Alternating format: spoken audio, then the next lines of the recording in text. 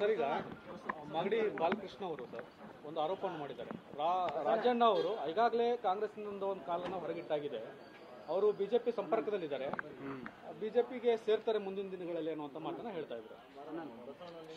ನೋಡಿ, ಬಾಲಕೃಷ್ಣ ಅವರು ನಮ್ಮ ಪಕ್ಷದಲ್ಲಿ ಶಾಸಕರಿದ್ದಾರೆ. ನಮ್ಮ ಪಕ್ಷಕ್ಕೆ ಸೇರ್ಪಡೆ ಹಾಕಿಂತ ಮುಂಚೆ ಯಾವ ಪಕ್ಷದಲ್ಲಿ ಇದ್ದು ಬಂದ್ರಪ್ಪ?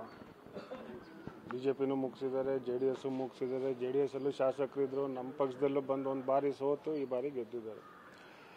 ಈಗ ಒಬ್ಬೊಬ್ರು ಏನಾಗ್ಬಿಟ್ಟಿದ್ದಾರೆ ಅಂತ ಹೇಳಿದ್ರೆ, ಈಗ ಹೌದು ರಾಜಣ್ಣವರು ಶಾಸಕರಿದ್ದಾರೆ, ಮಂತ್ರಿ ಇದ್ದರು, ಕಾಣದ ಕೈಗಳಿಂದ ಮಂತ್ರಿಗಿರಿ ಅಂತ ತೆಗೆದ್ರು.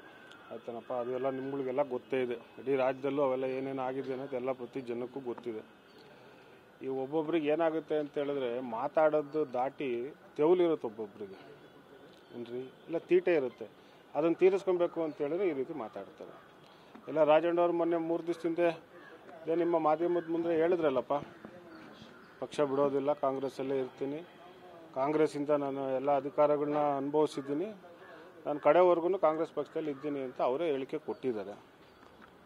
ಸರ್, ರಾಜಣ್ಣವ್ರು ಎಲ್ಲೋ ಅಲ್ಲಿ ಇಲ್ಲಿ ಅಸೆಂಬ್ಲಿಯಲ್ಲಿ ಏನು RSS ಆಡೇನು ಆಡಿಲ್ವಲ್ಲ, ಅಥವಾ ಅವರ ಬಾಲ್ಯದಿಂದನೂ ಅವ್ರೇನು ಚಡ್ಡಿ ಹಾಕೊಂಡೇನು ಎಲ್ಲೂ RSS ಶಾಖಾ ಮಠಗಳು ಎಲ್ಲೂ ಹೋಗಿಲ್ವಲ್ಲ. ಹೌದಲ್ಲ, ಅವ್ರದ್ದೇ ಆದಂಥ ರಾಜಣ್ಣವ್ರದ್ದು ಅವ್ರದ್ದೇ ಆದಂಥ ಒಂದು ಸಿದ್ಧಾಂತ ಇದೆ.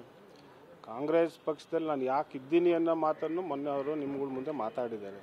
ಸೊ ಅದರಿಂದ ಈ ಥರ ಬಾಲಕೃಷ್ಣ ಅವರು ಮಾತಾಡ್ತಿದ್ದಂಗೆ ನಾನು ಯಾರನ್ನೋ ಮೆಚ್ಚಿಸ್ಬೇಕು ಅಥವಾ ಏನೋ ನನಗೆ ಸಿಗುತ್ತೆ ಅಥವಾ ಮುಂದೆ ಬೇರೆ ರೀಶಫಲಲ್ಲಿ ಏನಾದ್ರು ನಾನು ಮಂತ್ರಿಗಿರಿ ಆಗೋದಕ್ಕೆ ಅಪ್ಲಿಕೇಶನ್ ಆಗ್ತಾ ಇದ್ದೀನೋ, ಅಥವಾ ನವಂಬರಲ್ಲಿ ಈಗ ರಾಜಣ್ಣವ್ರು ಹೇಳಿದ್ರಪ್ಪ ಸೆಪ್ಟೆಂಬರ್ ಆದಮೇಲೆ ಕ್ರಾಂತಿ. ಆ ಕ್ರಾಂತಿ ಏನಂದರೆ ಇವ್ರುಗಳೆಲ್ಲ BJPಗೆ ಹೋಗ್ಬೋದು.